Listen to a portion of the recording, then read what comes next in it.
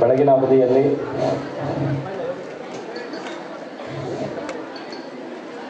ಸ್ವಾಮೀಜಿಯವರಿಂದ ವಿದ್ಯಾರ್ಥಿ ಜೀವನದಲ್ಲಿ ಶಿಸ್ತು ಸಂಯಮದ ಬಗ್ಗೆ ತಿಳ್ಕೊಂಡಿದ್ದೀರಿ. ಅದೇ ರೀತಿ ಅಕ್ಷಯ ಗೋಖಲೆ ಮೇಡಮ್ ಅವರಿಂದ ಸ್ಫೂರ್ತಿದಾಯಕ ಮಾತುಗಳನ್ನು ಕೇಳಿದ್ದೀರಿ. ನೆಕ್ಸ್ಟ್ ಒಂದು ಅರ್ಧ ಗಂಟೆಯಲ್ಲಿ SSLC ನಂತರದ ಮುಂದೇನು ಅಂತಕ್ಕಂಥ ಒಂದಿಷ್ಟು ಪ್ರಶ್ನೆಗಳಿಗೆ ಸಾಧ್ಯವಾದಷ್ಟರ ಮಟ್ಟಿಗೆ ಉತ್ತರವನ್ನು ಹುಡುಕೋ ಪ್ರಯತ್ನವನ್ನು ಎಲ್ಲರೂ ಸೇರಿ ಮಾಡೋಣ. ಒಂದು ಅರ್ಧ ಗಂಟೆ ಮ್ಯಾಕ್ಸಿಮಮ್. ಹಿಂದ್ಗಡೆ ಕೂತವರು ದಯಮಾಡಿ ನಾನು ಹೇಳ್ತಾ ಇರೋದು, ನೆಕ್ಸ್ಟ್ ಒಂದು ಅರ್ಧ ಗಂಟೆ ಆಫ್ಟರ್ SSLC ಏನು ಮಾಡ್ತೀರಿ ಅನ್ನೋದಕ್ಕೆ ಅಟ್ಲೀಸ್ಟ್ ಒಂದು 10% ಆದರೂ ಈ ಸೆಷನ್ನಿಂದ ನಿಮಗೆ ಆನ್ಸರ್ ಸಿಗ್ತದೆ ಅಂದ್ಕೊಂಡು ನಾನು ಸೆಷನನ್ನು ಸ್ಟಾರ್ಟ್ ಮಾಡ್ತೀನಿ. ಹಾಗಾಗಿ ಸೌಂಡ್ ಕೂಡ ಹಿಂದೆ ಸೌಂಡ್ ಬರುವಂತೆ ದಯಮಾಡಿ ಯಾರು ಗಲಾಟೆ ಮಾಡದೆ ಸ್ವಲ್ಪ ಶಾಂತ ರೀತಿಯಿಂದ ಕೇಳಬೇಕಾಗಿ ವಿನಂತಿ. ಹೆಚ್ಚು ಕಡಿಮೆ 3 ತಿಂಗಳ ನಿಮ್ಮ SSLC ಎಕ್ಸಾಮ್ ಉಳಿದಿರೋದು.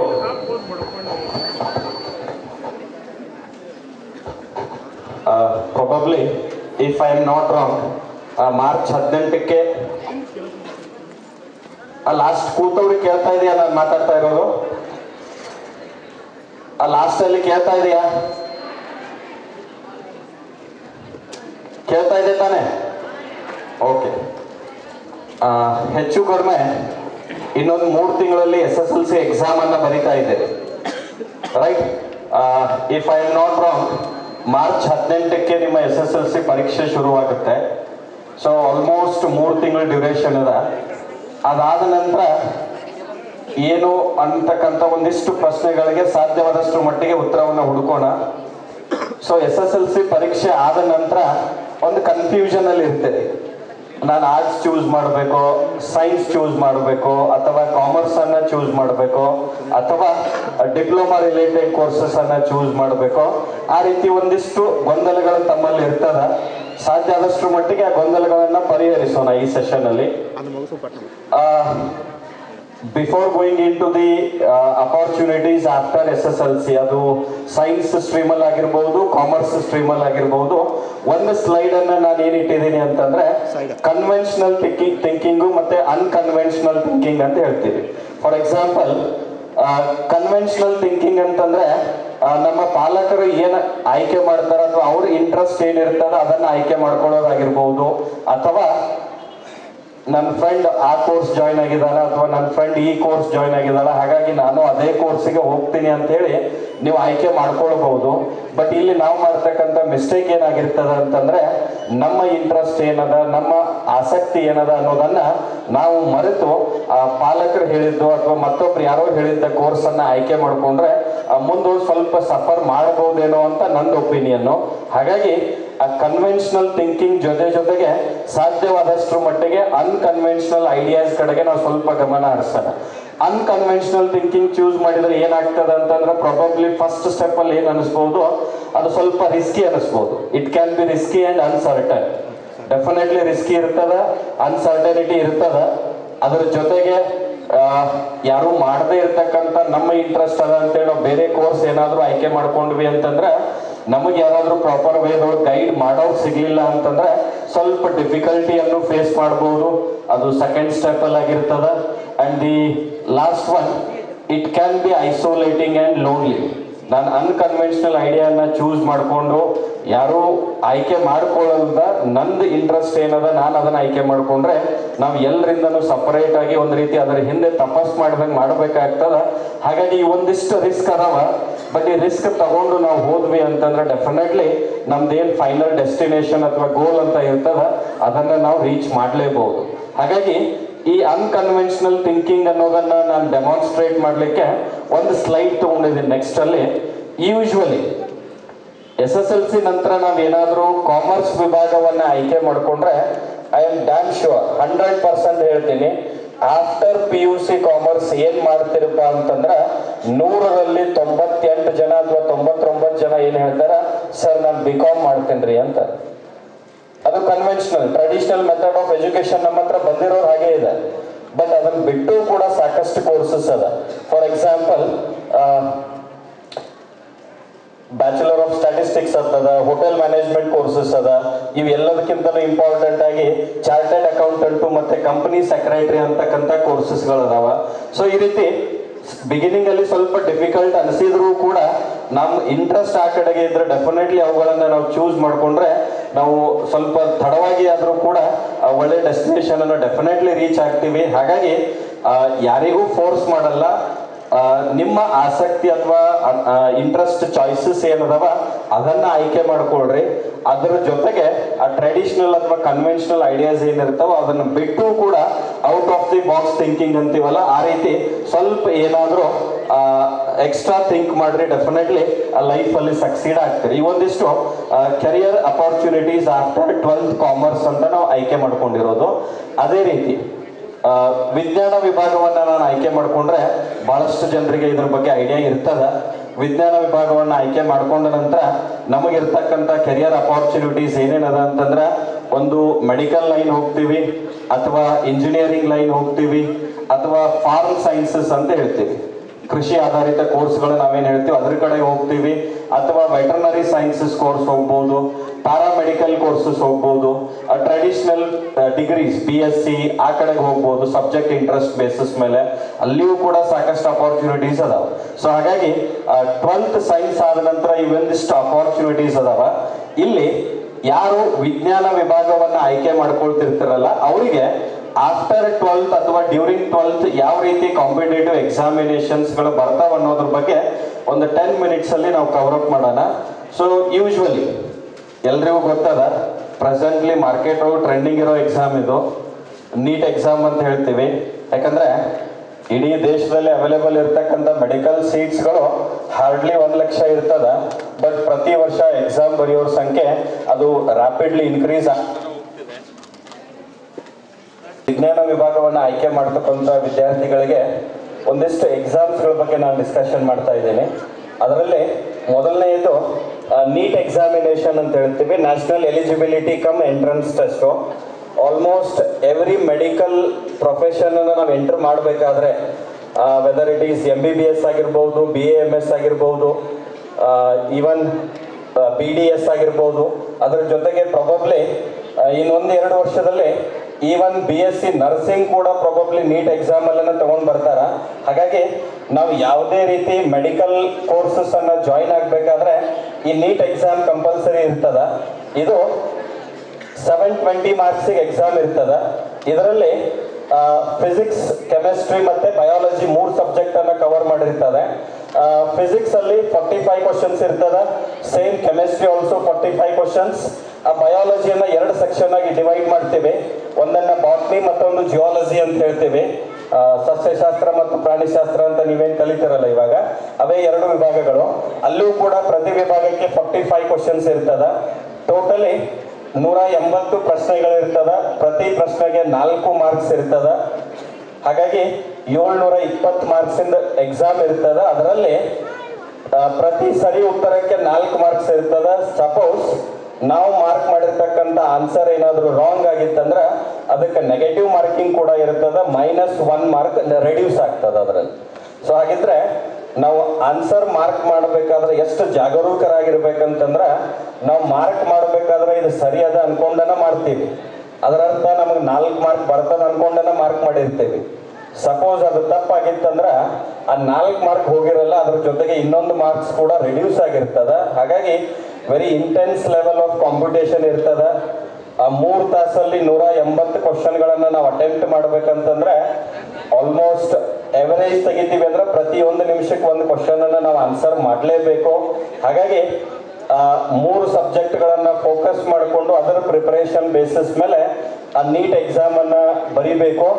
ಯಾರು ಮೆಡಿಕಲ್ ಪ್ರೊಫೆಷನ್ ಎಂಟರ್ ಆಗ್ಬೇಕು ಅನ್ಕೊಂಡಿದ್ದೀರಿ ಅವರಿಗೆ ಆ 3 ಸಬ್ಜೆಕ್ಟ್ ಅನ್ನ ಫೋಕಸ್ ಮಾಡಿಕೊಂಡು ಡೇ 1 ತಯಾರಿ ಮಾಡೋದು ಬಹಳ ಉತ್ತಮ ಅಂತ ಹೇಳ್ಬೋದು. ಸೊ ಇಲ್ಲೊಂದು ಜಸ್ಟ್ ಚಾರ್ಟ್ ಅದ, ಅಥವಾ ಪೈ ಗ್ರಾಫ್ ಅಂತ ಹೇಳ್ತೀವಿ, ಅಥವಾ ಒಂದು ಬಾರ್ ಗ್ರಾಫ್ ಹೇಳ್ತಾ ಇದ್ದೀನಿ. ಇಲ್ಲಿ ಈ ಗ್ರಾಫ್ ಏನನ್ನ ರೀಪ್ರೆಸೆಂಟ್ ಮಾಡ್ತಿದೆ ಅಂತಂದ್ರೆ 2017ರಿಂದ 2025ರವರೆಗೆ ಆ ನೀಟ್ ಎಕ್ಸಾಮ್ ಬರೀತಕ್ಕಂಥ ವಿದ್ಯಾರ್ಥಿಗಳ ಸಂಖ್ಯೆ ಎಷ್ಟದ ಅನ್ನೋದನ್ನ ನಾನು ರೀಪ್ರೆಸೆಂಟ್ ಮಾಡ್ತಾ ಇದ್ದೀನಿ. 2017ರಲ್ಲಿ ಸುಮಾರು 11 ಲಕ್ಷ ಇದ್ದಂಥ ಸಂಖ್ಯೆ ಅದು 2025ಕ್ಕೆ ಆಲ್ಮೋಸ್ಟ್ 23-24 ಲಕ್ಷ ರೀಚ್ ಆಗಿದೆ. ಇದರ ಅರ್ಥ ಬರೆಯೋರ ಸಂಖ್ಯೆ ಡಬಲ್ ಆಗ್ಯದ, ಮೆಡಿಕಲ್ ಸೀಟ್ಸ್ ಇರೋದು ಮಾತ್ರ ಅಷ್ಟೇ ಅದ. ಹಾಗಾಗಿ ಆ ಕಾಂಪಿಟೇಷನ್ ಅನ್ನ ನೀವೇ ಇಮ್ಯಾಜಿನ್ ಮಾಡ್ಕೊಳ್ರಿ. ಯಾವುದೇ ರೀತಿ ಸ್ಪರ್ಧಾತ್ಮಕ ಪರೀಕ್ಷೆಗಳಿಗೆ ನಾವು ತಯಾರಿ ಮಾಡ್ತೀವಿ ಅಂತಂದ್ರೆ ಅದು ಡೇ 1 ತಯಾರಾಗಬೇಕು. ಡೇ 1 ಅಂತಂದ್ರೆ ನೀವು ಯಾವುದೇ ಕಾಲೇಜಲ್ಲಿ ಅಡ್ಮಿಷನ್ ತಗೊಳ್ರಿ, ಫಸ್ಟ್ PUC ಎನ್ರೋಲ್ಮೆಂಟ್ ಆದ ಕ್ಷಣದಿಂದ ನಮ್ಮ ಸ್ಪರ್ಧಾತ್ಮಕ ಪರೀಕ್ಷೆಗಳ ತಯಾರಿ ಶುರು ಆಗಿರಬೇಕು. ಅಂದಾಗ ಮಾತ್ರ ನಾವು ಒಳ್ಳೆ ರಿಸಲ್ಟ್ ಅನ್ನ ಎಕ್ಸ್ಪೆಕ್ಟ್ ಮಾಡ್ಲಿಕ್ಕೆ ಸಾಧ್ಯ ಆಗ್ತದೆ. ಇದು NEET exam medical profession related. ಇನ್ನು ಒಂದಿಷ್ಟು ಜನರಿಗೆ ಚಾಯ್ಸಸ್ ಇರ್ತದ, ಸರ್ ನನಗೆ ಮೆಡಿಕಲ್ ಪ್ರೊಫೆಷನ್ ಬೇಡ, ನಾನು ಇಂಜಿನಿಯರಿಂಗ್ ಹೋಗ್ತೀನಿ. ಬಟ್ ಇಂಜಿನಿಯರಿಂಗ್ ಮಾಡಿದರೂ ಕೂಡ ಒಂದಿಷ್ಟು ಟಾಪ್ ಮೋಸ್ಟ್ ಇನ್ಸ್ಟಿಟ್ಯೂಟ್ಗಳಲ್ಲಿ ನಾನು ಇಂಜಿನಿಯರಿಂಗ್ ಮಾಡ್ತೀನಿ ಅನ್ನೋದು ಒಂದಿಷ್ಟು ಡ್ರೀಮ್ ಇರ್ತದೆ. ಸೊ ಟಾಪ್ ಮೋಸ್ಟ್ ಇನ್ಸ್ಟಿಟ್ಯೂಟ್ಸ್ ಯಾವುದು ಅಂತ ವಿಚಾರ ಬಂದಾಗ ಮೊದಲಿಗೆ ಬರೋದು IITs ಬರ್ತದ, NITs ಬರ್ತದ, ಮತ್ತೆ IISc ಬರ್ತದೆ. IITs NITs ಅಂತ ಹೇಳ್ತಾ ಇದ್ದೀನಿ, Indian institute of technologies, national institute of technologies, right. Very few, hardly 23 IITs ಅದಾವ ನಮ್ಮ ದೇಶದಲ್ಲಿ ಪೂರ್ತಿಯಾಗಿ. ಅರೌಂಡ್ 30 or 30+ NITs ಅದ. ಅಲ್ಲಿಯೂ ಕೂಡ ನಾವು ಸೀಟ್ಸ್ ತಗೊಳ್ತೀವಿ ಅಂತಂದ್ರೆ ಅರೌಂಡ್ ಪ್ರತಿ ವರ್ಷ ಒಂದು 15,000 ಇಂಜಿನಿಯರಿಂಗ್ ಸೀಟ್ಸ್ ಇರ್ತದೆ ಬೇರೆ ಬೇರೆ ಬ್ರಾಂಚಸ್ ಅಲ್ಲಿ.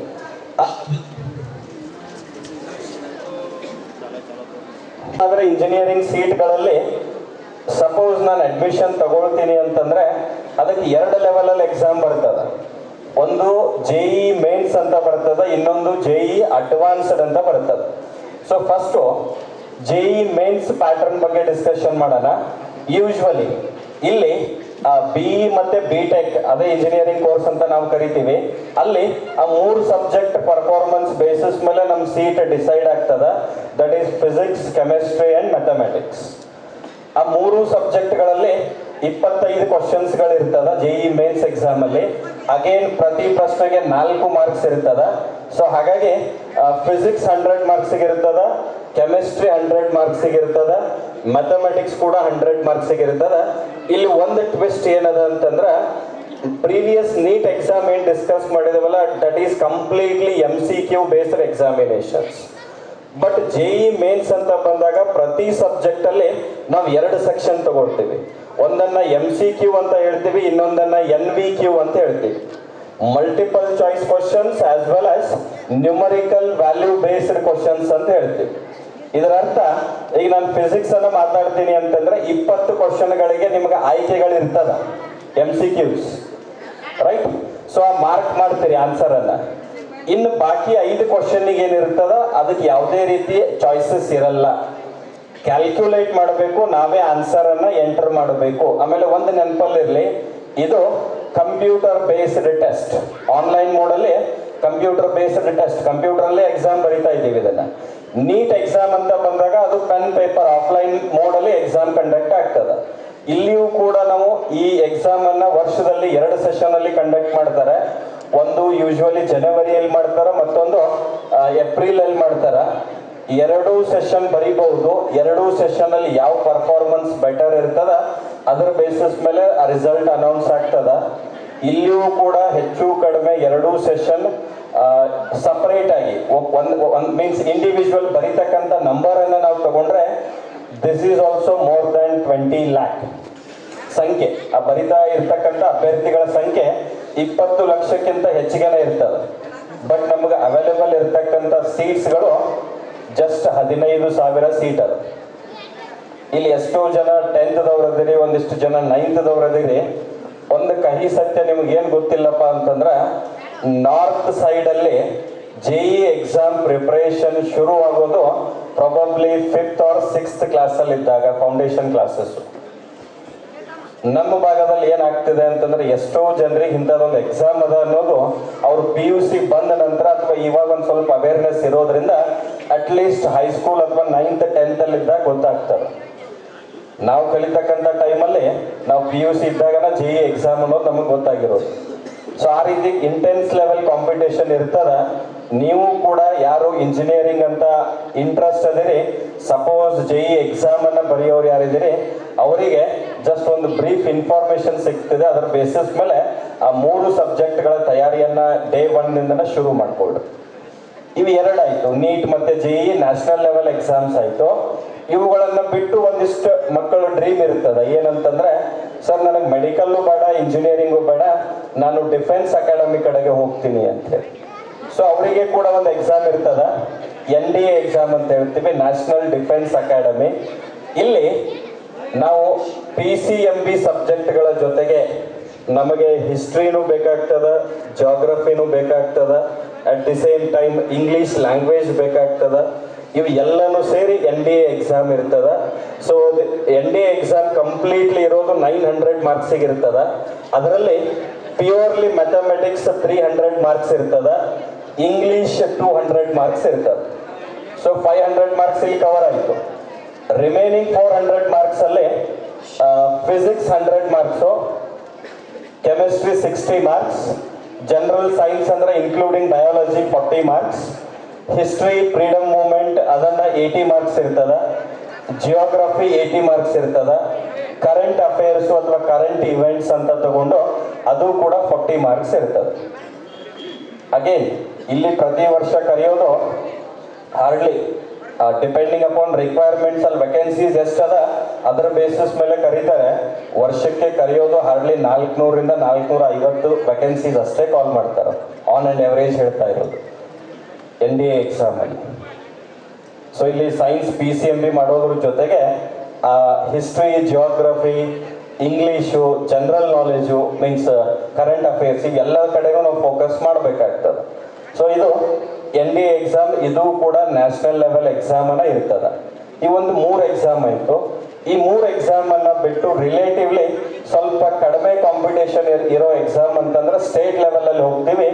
So that should be KCET examination ಅಂತ ಹೇಳ್ತೀವಿ, ಕರ್ನಾಟಕ ಕಾಮನ್ ಎಂಟ್ರೆನ್ಸ್ ಟೆಸ್ಟ್ ಅಂತ ಹೇಳ್ತೀವಿ. ಸೊ ಈ ಎಕ್ಸಾಮ್ ಮುಖಾಂತರ ನಮಗೆ ನಮ್ಮ ರಾಜ್ಯದಲ್ಲಿ ಇರ್ತಕ್ಕಂಥ ಇಂಜಿನಿಯರಿಂಗ್ ಕಾಲೇಜಸ್ಗಳಲ್ಲಿ ಇಂಜಿನಿಯರಿಂಗ್ ಮಾಡಲಿಕ್ಕೆ ಅವಕಾಶ ಅದ, ಮೊದಲನೇದು. ಎರಡನೇದು ವೆಟರ್ನರಿ ಸೈನ್ಸಸ್ ಅಂತ ಹೇಳ್ತೀವಿ. Veterinary sciences very limited colleges ಅದ. ಎಂಟೈರ್ ಸ್ಟೇಟ್ ಅಲ್ಲಿ ತಗೊಳ್ತೀವಿ ಅಂತಂದ್ರೆ ಇಲ್ಲಿವರೆಗೆ 5 ಕಾಲೇಜಸ್ ಇತ್ತು. ಲಾಸ್ಟ್ ಇಯರ್ ಇಲ್ಲಿ 10ಗೆ ಒಂದು ಕಾಲೇಜ್ ಸ್ಟಾರ್ಟ್ ಆಗಿ 6 ಕಾಲೇಜ್ ಅದ. ಪ್ರತಿಯೊಂದು ಕಾಲೇಜಲ್ಲೂ 100-150 ಅಡ್ಮಿಷನ್ ತಗೊಳ್ತಾರಂತಂದ್ರೆ ಹಾರ್ಡ್ಲಿ 900 ಅಡ್ಮಿಷನ್ ಆಗ್ತದ. Veterinary science it is almost equivalent to medical professional ಬರ್ತದ. ಹಾಗಾಗಿ ಆ 900 ಸೀಟ್ಸಿಗೂ ಕಾಂಪಿಟೇಷನ್ ವೆರಿ ಇಂಟೆನ್ಸ್ ಲೆವೆಲ್ ಇರ್ತದ. ಇಂಜಿನಿಯರಿಂಗ್ ಆಯ್ತು, ವೆಟರ್ನರಿ ಸೈನ್ಸ್ ಆಯ್ತು, ಅದರ ಜೊತೆಗೆ ಫಾರ್ಮ್ ಸೈನ್ಸಸ್ ಅಂತ ಹೇಳ್ತೀವಿ. BSc ಅಗ್ರಿ ಆಗಿರ್ಬೋದು, BSc ಹಾರ್ಟಿಕಲ್ಚರ್ ಆಗಿರ್ಬೋದು, BSc ಫಾರೆಸ್ಟ್ರಿ ಆಗಿರ್ಬೋದು, community science, home science, food technology, sericulture, ಈ ರೀತಿ ಸೆಲೆಕ್ಟೆಡ್ ಕೋರ್ಸಸ್ ಅದಾವೆ. ಸೊ ಇವುಗಳಿಗೂ ಅಡ್ಮಿಷನ್ ತಗೊಳ್ಳಿಕ್ಕೆ ನಮಗೆ KCET ಎಕ್ಸಾಮಿನೇಷನ್ ಅನ್ನ ಕ್ರೈಟೇರಿಯಾ ಆಗಿರ್ತದ, ಎಲಿಜಿಬಿಲಿಟಿ ಕ್ರೈಟೇರಿಯಾ ಆಗಿರ್ತದ. ಸೊ ಇಲ್ಲಿ ಅಗೇನ್ ಇಂಜಿನಿಯರಿಂಗ್ ಸ್ಟ್ರೀಮ್ ಅಂತ ಬಂದಾಗ just like JEE PCM subject ಅನ್ನ ಕನ್ಸಿಡರ್ ಮಾಡ್ತಾರೆ, ಅದರ ಪರ್ಫಾರ್ಮೆನ್ಸು. ವೆಟರ್ನರಿ ಸೈನ್ಸ್ ಅಂತ ಬಂದಾಗ ಜಸ್ಟ್ ಲೈಕ್ ಮೆಡಿಕಲ್ ಪ್ರೊಫೆಷನ್ ಅವೇ PCB 3 ಸಬ್ಜೆಕ್ಟ್ ಅನ್ನ ಕನ್ಸಿಡರ್ ಮಾಡ್ತಾರೆ. ಫಾರ್ಮ್ ಸೈನ್ಸಸ್ ಅಂತ ಬಂದಾಗ 4 ಸಬ್ಜೆಕ್ಟ್ಗಳ ಪರ್ಫಾರ್ಮೆನ್ಸ್ ಬೇಸಿಸ್ ಮೇಲೆ ಮೆರಿಟ್ ಲಿಸ್ಟ್ ಪ್ರಿಪೇರ್ ಮಾಡಿ ಅದರ ಬೇಸಿಸ್ ಮೇಲೆ ರ್ಯಾಂಕಿಂಗ್ ಬೇಸಿಸ್ ಮೇಲೆ ಆ ಅಡ್ಮಿಷನ್ ಅಲಾಟ್ಮೆಂಟ್ ಕೂಡ ಆಗ್ತದೆ. ಐ ಹೋಪ್ ಟೈಮ್ ಕಡಿಮೆ ಇದ್ದಿದ್ರಿಂದ ಕ್ವಿಕ್ಲಿ ಒಂದು 10-15 ಮಿನಿಟ್ಸ್ ಅಲ್ಲಿ ಆ 4 ಎಕ್ಸಾಮ್ಸ್ಗಳ ಬಗ್ಗೆ ಒಂದು ಬ್ರೀಫ್ ಇನ್ಫಾರ್ಮೇಶನ್ ಕೊಟ್ಟಿದ್ದೀನಿ ಅನ್ಕೊಳ್ತೀನಿ. ಊಟಕ್ಕಿಂತ ಮುಂಚೆ ಅಥವಾ ಊಟದ ಬ್ರೇಕಲ್ಲಿ ನಾವು ಶೈಕ್ಷಣಿಕ ಪ್ರವಾಸ ಮಾಡಿದ ವಿಡಿಯೋ ನೋಡಿದಿರಿ. ಲಾಸ್ಟ್ ಇಯರ್ ಒಂದಿಷ್ಟು ಪ್ರಮೋಷನಲ್ ವಿಡಿಯೋಸ್ ಮಾಡಬೇಕಾದ್ರೆ ಫನ್ ವಿಡಿಯೋಸ್ಗಳನ್ನು ಕೂಡ ನೋಡಿದಿರಿ. ನಮ್ಮ ಕ್ಯಾಂಪಸ್ಸಲ್ಲಿ ಬರೀ ಅವು ಅಷ್ಟೇ ಇಲ್ಲ, ಅದರ ಜೊತೆಗೆ ಒಂದಿಷ್ಟು ಅಚೀವ್ಮೆಂಟ್ಸ್ ಕೂಡ ಅದ. ಕ್ವಿಕ್ಲಿ ಒಂದು 2 ಮಿನಿಟ್ಸ್ ಅಲ್ಲಿ ಲಾಸ್ಟ್ 4 ವರ್ಷದಲ್ಲಿ ನಮ್ಮ ಅಥರ್ವ ಪರಿವಾರದ ಹೆಮ್ಮೆಯ ಸಾಧಕರ ಬಗ್ಗೆ ಒಂದು 2 ನಿಮಿಷ ನಾನು ಮಾತಾಡ್ತೀನಿ ಅಷ್ಟೇ. ಸೊ ಲಾಸ್ಟ್ ಇನ್ಫ್ಯಾಕ್ಟ್ ಅದಕ್ಕಿಂತ ಮುಂಚೆ ಒಂದು ಸ್ಟೆಪ್ ಇದು ಸ್ಲೈಡ್ ಅದ. ಯಾವುದೇ ಕಾಂಪಿಟೇಟಿವ್ ಎಕ್ಸಾಮ್ ಆಗಲಿ ಅಥವಾ ಯಾವುದೇ ಎಕ್ಸಾಮ್ಸ್ಗಳಾಗಲಿ ಅಲ್ಲಿ ನಾವು ಸಕ್ಸಸ್ ಆಗಬೇಕಾದ್ರೆ ಒಂದಿಷ್ಟು ಬೇಸಿಕ್ ಥಿಂಗ್ಸ್ ಬಗ್ಗೆ ಫೋಕಸ್ ಮಾಡ್ತೀವಿ. ಯಾವ ಪರೀಕ್ಷೆಯನ್ನ ಬರೀತಾ ಇದ್ದೀವಿ ಆ ಪರೀಕ್ಷೆಯ ಬಗ್ಗೆ ಸಂಪೂರ್ಣ ಅರಿವು ನಮಗಿರಬೇಕು, ಮೊದಲನೇ ಸ್ಟೆಪ್ಪು. ಎರಡನೇದು ಆ ಎಕ್ಸಾಮ್ ರಿಲೇಟೆಡ್ ಒಂದು ಪ್ರಾಪರ್ ಆಗಿ ಸ್ಟಡಿ ಪ್ಲಾನ್ ಅನ್ನ ಕ್ರಿಯೇಟ್ ಮಾಡ್ಕೋಬೇಕು. Next one exams related study materials ಆಗಿರ್ಬೋದು. ಆ ಸ್ಟಡಿ ಮಟೀರಿಯಲ್ಸ್ಗಳನ್ನು ನಮ್ಮ ಹತ್ರ ನಾವು ಮೇಂಟೈನ್ ಮಾಡಬೇಕು. ಅದ್ರ ಜೊತೆಗೆ ಸಾಧ್ಯ ಆದಷ್ಟು ರಿಪೀಟೆಡ್ ಟೈಮ್ಸ್ ನಾವು ಎಕ್ಸಾಮ್ಸನ್ನು ಬರಿತಾ ಹೋಗಬೇಕು. ಎಕ್ಸಾಮ್ಸ್ ಬರದಂಗೆ ಏನಾಗ್ತದೆ ಅಂತಂದ್ರೆ ಮಿಸ್ಟೇಕ್ಸ್ ಎಲ್ಲಿ ಆಗ್ತದೆ ಅನ್ನೋದು ನಮಗೆ ಗೊತ್ತಾಗ್ತದೆ. So that we can rectify those mistakes, right. Practice with mock test ಅಂತ ಹೇಳ್ತೀವಿ. ಆಮೇಲೆ ಟೈಮ್ ಮ್ಯಾನೇಜ್ಮೆಂಟ್ ಸ್ಕಿಲ್ ಅಂತ ಹೇಳ್ತೀವಿ. ಇನ್ಫ್ಯಾಕ್ಟ್ ನೀಟ್ ಎಕ್ಸಾಮ್ ಎಕ್ಸ್ಪ್ಲೇನ್ ಮಾಡ್ಬೇಕಾದ್ರೆ ಹೇಳ್ತೀವಿ, ಆ 3 ಅವರದ 180 ಕ್ವಶನ್ಸ್ ಅದ, ಅಲ್ಲಿ ಟೈಮ್ ಮ್ಯಾನೇಜ್ಮೆಂಟ್ ಸ್ಕಿಲ್ ಬಹಳ ಇಂಪಾರ್ಟೆಂಟ್ ಆಗ್ತದೆ. ಸರ್ ಎವರೇಜ್ 1 ನಿಮಿಷಕ್ಕೆ 1 ಕ್ವಶನ್ ಮಾಡ್ತೀವಿ ಅಂತಂದ್ರೆ ಫಿಸಿಕ್ಸ್ ಕೆಮಿಸ್ಟ್ರಿ ಸಬ್ಜೆಕ್ಟ್ ಬಂದಾಗ ಆ ರೀತಿ ಆಗಲ್ಲ. ಅದು ಫಿಸಿಕ್ಸ್ 45 ಕ್ವಶನ್ ಸಾಲ್ವ್ ಮಾಡ್ಲಿಕ್ಕೆ ಆಲ್ಮೋಸ್ಟ್ 1.5 ಅವರ್ ಕೊಡಬೇಕಾಗ್ತದೆ. ಹಾಗಿದ್ರೆ ಆ ಬಯಾಲಜಿ 90 ಕ್ವಶನ್ಸ್ ಅನ್ನ ಆಲ್ಮೋಸ್ಟ್ 50 ಮಿನಿಟ್ಸ್ ಅಲ್ಲಿ ಕವರ್ ಮಾಡೋ ತರ ಆ ಟೈಮ್ ಮ್ಯಾನೇಜ್ಮೆಂಟ್ ಸ್ಕಿಲ್ಸ್ ಗಳನ್ನ ನಾವು ಇಂಪ್ರೂವ್ಮೆಂಟ್ ಮಾಡ್ಕೋಬೇಕು. ಅದ್ರ ಜೊತೆಗೆ ರಿವಿಷನ್ ಮಾಡ್ತಾ ಹೋಗ್ಬೇಕು. Next one healthy study habits, ಅಂದ್ರೆ ಕಂಟಿನ್ಯೂಸ್ ಆಗಿ ಓದ್ತಾ ಹೋದ್ರೂ ಕೂಡ ಸಮ್ಟೈಮ್ಸ್ ಅದು ಗ್ರಾಸ್ಪ್ ಆಗಲ್ಲ. ಏನೋ ಒಂದಿಷ್ಟು ರಿಲ್ಯಾಕ್ಸೇಷನ್ ಆಗಿ ಮ್ಯೂಸಿಕ್ ಆಗಿರ್ಬೋದು, ವಾಕಿಂಗ್ ಆಗಿರ್ಬೋದು, ಆ ರೀತಿ ಒಂದಿಷ್ಟು ಹೆಲ್ದಿ ಹ್ಯಾಬಿಟ್ಸ್ಗಳನ್ನು ನಾವು ಇಂಪ್ಲಿಮೆಂಟ್ ಮಾಡ್ಕೊಂಡ್ವಿ ಅಂತಂದ್ರೆ we can succeed. Most importantly stress management techniques. Exam ಹತ್ರ ಬಂದಾಗ ಬಹಳ ಭಯ ಆಗ್ತದೆ. ಸಾಧ್ಯ ಆದಷ್ಟು ಆ ಭಯ ಕಡಿಮೆ ಮಾಡ್ಬೇಕಂತಂದ್ರೆ ನಾವು ಆ ಡೇ 1 ಪ್ರಿಪರೇಷನ್ ಮಾಡಿದ್ದೀವಿ ಅಂತಂದ್ರೆ, ಆಮೇಲೆ ಮ್ಯಾಕ್ಸಿಮಮ್ ನಂಬರ್ ಆಫ್ ಎಕ್ಸಾಮ್ಸ್ಗಳನ್ನು ರಿಪೀಟೆಡ್ ಮೋಡಲ್ ಬರೆದಿದ್ದೀವಿ ಅಂತಂದ್ರೆ ಯಾವುದೇ ರೀತಿ ಸ್ಟ್ರೆಸ್ ಆಗಲ್ಲ, ಎಕ್ಸಾಮ್ ಫಿಯರ್ ನಮಗೆ ಇರಲ್ಲ. ಸೊ ಈ ಒಂದಿಷ್ಟು ಪ್ರಾಕ್ಟೀಸ್. ಆಮೇಲೆ ಸೀಕಿಂಗ್ ಗೈಡೆನ್ಸ್ ಅಂತ ಹೇಳ್ತೀವಿ. ಟೀಚರ್ಸ್ ಆಗಿರ್ಬೋದು, ಸೀನಿಯರ್ಸ್ಗಳಾಗಿರ್ಬೋದು, ಅಥವಾ ಆನ್ಲೈನ್ ಪ್ಲಾಟ್ಫಾರ್ಮಲ್ಲಿ ಮೊಬೈಲು, ಕಂಪ್ಯೂಟರ್ ನಾವು ಯಾವುದಕ್ಕೆ ಯೂಸ್ ಮಾಡ್ತಾ ಇದ್ದೀವಿ ಅಂದ್ರೆ ಫೇಸ್ಬುಕ್ಕು, ವಾಟ್ಸಪ್ಪು, ಇನ್ಸ್ಟಾಗ್ರಾಮು, ಯೂಟ್ಯೂಬು ಇದಕ್ಕೆ ಯೂಸ್ ಮಾಡ್ತಾ ಇದ್ದೀವಿ. ಬಟ್ ಅದೇ ಯೂಟ್ಯೂಬ್ ಪ್ಲಾಟ್ಫಾರ್ಮಲ್ಲಿ ನಮಗೆ ಏನೇ ಬೇಕಿದ್ರು ಅಥವಾ ಗೂಗಲಲ್ಲಿ ಏನೇ ಬೇಕಿದ್ರು ಎಲ್ಲ ಇನ್ಫಾರ್ಮೇಶನ್ ಸಿಗ್ತಿರ್ತದೆ. ನಾವು ಯಾವುದನ್ನು ಕನ್ಸ್ಟ್ರಕ್ಟಿವ್ ಪರ್ಪಸ್ಗೆ ಯೂಸ್ ಮಾಡ್ತಾ ಇಲ್ಲ, ಸಾಧ್ಯ ಆದಷ್ಟು ಟೈಮ್ ವೇಸ್ಟ್ ಮಾಡಲಿಕ್ಕೆ ಯೂಸ್ ಮಾಡ್ತಾ ಇದ್ದೀವಿ. ಇರ್ತಕ್ಕಂಥ ಕಡಿಮೆ ಅವಧಿಯೊಳಗೆ ಎಲ್ಲ ಮೂಲಗಳಿಂದ ಗೈಡೆನ್ಸ್ಗಳನ್ನು ತಗೊಂಡು ನಾವು ಮುಂದೆ ಬರ್ತಕ್ಕಂಥ ಎಕ್ಸಾಮ್ಸ್ಗಳಲ್ಲಿ ಸಕ್ಸೀಡ್ ಆಗ್ಬಹುದು ಅನ್ನೋದು ಒಂದು ಫೈನಲ್ ಸ್ಟೆಪ್. ಇದ್ರ ಜೊತೆಗೆ ಅಚೀವರ್ಸ್ ಗ್ಯಾಲಕ್ಸಿ ಪ್ರೌಡ್ ಅಲುಮ್ನಿ ಅಂತ ನಾನೊಂದು 2-3 ಸ್ಲೈಡ್ ಮಾಡಿದ್ದೀನಿ. ಸೊ ಕಳೆದ 4 ವರ್ಷದಲ್ಲಿ 3 ವಿದ್ಯಾರ್ಥಿನಿಯರು, ನಮ್ಮ ಕಾಲೇಜಿನ ವಿದ್ಯಾರ್ಥಿನಿಯರು, ಕುಮಾರಿ ವಿಜೇತಾ ಗಲ್ಗಲಿ, ಮಹದೇವಪ್ಪ ರಾಮಪುರೆ ಮೆಡಿಕಲ್ ಕಾಲೇಜ್ ಗುಲ್ಬರ್ಗ, ಅದೇ ರೀತಿ ಕುಮಾರಿ ರಂಜಿತಾ ಗದಾಡಿ, ಶಾಮನೂರ್ ಶಿವಶಂಕರಪ್ಪ ಮೆಡಿಕಲ್ ಕಾಲೇಜ್ ದಾವಣಗೆರೆ, ಆಮೇಲೆ Kumari Prithvi Yallatti, S Nijalingappa medical college Bagalkot. ಈ 3 ವಿದ್ಯಾರ್ಥಿನಿಯರು ಆ 3 ಕಾಲೇಜ್ಗಳಲ್ಲಿ MBBS ಅನ್ನ ಅಧ್ಯಯನ ಮಾಡ್ತಾ ಇದ್ದಾರೆ. ಅದರ ಜೊತೆಗೆ Kumari Gautami Hamnavar BAMS JSS Ayurvedic medical college Mysuru, Radhika Bhajantri Shri Shivayogeeshwara rural Ayurvedic medical college Inchal, miss Srushti Pujeri Navodaya dental college Raichur, miss Savita Huggi Prasad college of Ayurvedic and hospital Belthangady. ಈ 4 ವಿದ್ಯಾರ್ಥಿನಿಯರು BAMS ಮತ್ತೆ BDS ಕೋರ್ಸ್ ಅನ್ನ ಜಾಯಿನ್ ಆಗಿದ್ದಾರೆ. ಅದರ ಜೊತೆಗೆ 3 ವಿದ್ಯಾರ್ಥಿಗಳು veterinary science, Kumar Dattatreya Nidsosi Bengaluru Hebbal campus, again mister Siddu Kasturi Hebbal campus Bengaluru, mister Varun BK Athani campus new campus. ಇಲ್ಲಿ 3 ವಿದ್ಯಾರ್ಥಿಗಳು ವೆಟರ್ನರಿ ಸೈನ್ಸ್ ಅನ್ನ ಆಯ್ಕೆ ಮಾಡ್ಕೊಂಡಿದ್ದಾರೆ. ಫಾರ್ಮ್ ಸೈನ್ಸ್ ಅಂತ ಬಂದಾಗ ಈ ನಂಬರ್ ಜಾಸ್ತಿ ಅದ. ಕೆಲವೊಂದಿಷ್ಟು ವಿದ್ಯಾರ್ಥಿಗಳು BSc ಫಾರೆಸ್ಟ್ರಿ ಪೊನ್ನಂಪೇಟ್ ಮಡಿಕೇರಿಯಲ್ಲಿ, ಇನ್ನೊಂದಿಷ್ಟು ವಿದ್ಯಾರ್ಥಿಗಳು BSc ಫಾರೆಸ್ಟ್ರಿ ಆಗಿರ್ಬೋದು, BSc ಅಗ್ರಿ ಆಗಿರ್ಬೋದು, Keladi Shivappa Nayaka university of agriculture and horticulture science Iruvakki Shivamogga. ಅದರ ಜೊತೆಗೆ one of the premier university ಅಂತ ಹೇಳ್ಬೋದು GKVK ಕ್ಯಾಂಪಸ್ ಬೆಂಗಳೂರು, ಅಲ್ಲಿಯೂ ಕೂಡ ಒಬ್ಬ ವಿದ್ಯಾರ್ಥಿನಿ BSc ಅಗ್ರಿಯನ್ನು ಆಯ್ಕೆ ಮಾಡ್ಕೊಂಡಿದ್ದಾಳೆ. ಅದೇ ರೀತಿ ನಮ್ಮ ಭಾಗದ ಒಂದು ಪ್ರತಿಷ್ಠಿತ ವಿಶ್ವವಿದ್ಯಾಲಯ ಆದಂತ university of agricultural sciences Dharwad, ಅಲ್ಲಿಯೂ ಒಬ್ಬ ವಿದ್ಯಾರ್ಥಿನಿ ಅಗೇನ್ GKVK ಕ್ಯಾಂಪಸ್ ಬೆಂಗಳೂರಿನಲ್ಲಿ ಮತ್ತೋರ್ವ ವಿದ್ಯಾರ್ಥಿನಿ ಹಾರ್ಟಿಕಲ್ಚರ್ ಸೈನ್ಸಸ್ ಆಯ್ಕೆ ಮಾಡ್ಕೊಂಡಿದ್ದಾರೆ. ಇನ್ನಿಬ್ಬರು ವಿದ್ಯಾರ್ಥಿಗಳು ಕಾಲೇಜ್ ಆಫ್ ಅಗ್ರಿಕಲ್ಚರ್ ವಿಜಯಪುರದಲ್ಲಿ BSc ಅಗ್ರಿ ಕೋರ್ಸ್ ಅನ್ನ ಆಯ್ಕೆ ಮಾಡ್ಕೊಂಡಿದ್ದಾರೆ. ಇಂಜಿನಿಯರಿಂಗ್ ಅಂತ ಬಂದಾಗ ಯಾವುದೇ ರೀತಿ ಫೋಟೋ ಏನೂ ಇಲ್ಲ, ಯಾಕಂದ್ರೆ ಆಲ್ಮೋಸ್ಟ್ 100+ ಸ್ಟೂಡೆಂಟ್ಸ್ ಇದ್ದಾರೆ. ಒಂದಿಷ್ಟು ಪ್ರೆಸ್ಟೀಜಿಯಸ್ ಕಾಲೇಜಸ್ ಅಂತ ಬಂದಾಗ Dayanand Sagar university Bengaluru, east west college Bengaluru ಆಗಿರ್ಬೋದು, UBDT college Davanagere, BLD College Vijaypur, Bapuji Institute of Technology Davangere, and still many more colleges ಅಲ್ಲಿ more than 100 students engineering stream ಅನ್ನು ಆಯ್ಕೆ ಮಾಡ್ಕೊಂಡಿರೋದಿದೆ. ಇದು ಲಾಸ್ಟ್ 4 ವರ್ಷದ ರಿಸಲ್ಟ್ ಅನಲೈಸಿಸ್ ಇದೆ. ಕ್ವಿಕ್ಲಿ ಆ 4 ಬ್ಯಾಚಿನ ರಿಸಲ್ಟ್ ಪರಿಣಾಮವಾಗಿ ಆಲ್ಮೋಸ್ಟ್ ಎವ್ರಿ ಇಯರ್ ನಮ್ದು ಪಾಸಿಂಗ್ ಪರ್ಸೆಂಟೇಜ್ ಅರೌಂಡ್ 98 to 100% ಏನದ.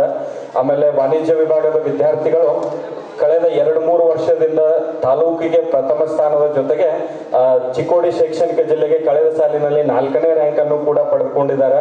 ಆ 4 ಬ್ಯಾಚ್ಗಳ ವಿದ್ಯಾರ್ಥಿಗಳ ರಿಸಲ್ಟ್ ಪರಿಣಾಮವಾಗಿ ಆಲ್ರೆಡಿ ಬೆಳಗ್ಗೆ ಹೇಳಬೇಕಾದ್ರೆ ಹೇಳಿದ್ದಾರೆ, 12 ವಿದ್ಯಾರ್ಥಿಗಳಿಂದ ಪ್ರಾರಂಭವಾದ ಈ ಸಂಸ್ಥೆ ಇವಾಗ 810 ವಿದ್ಯಾರ್ಥಿಗಳು ಇಲ್ಲಿ ಅಧ್ಯಯನ ಮಾಡ್ತಿದ್ದಾರೆ.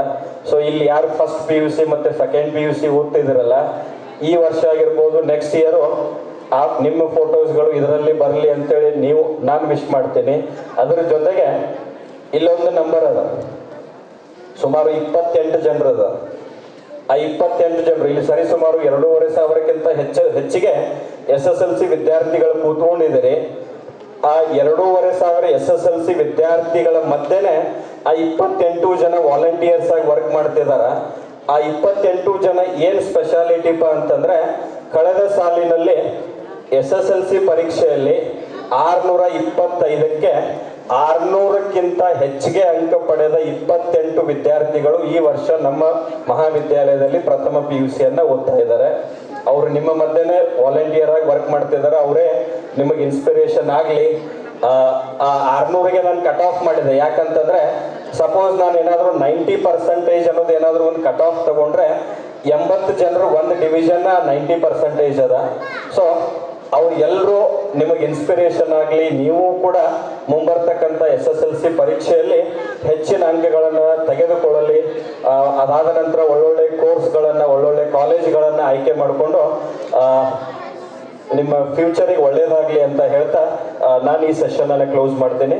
Wish you all the best to all.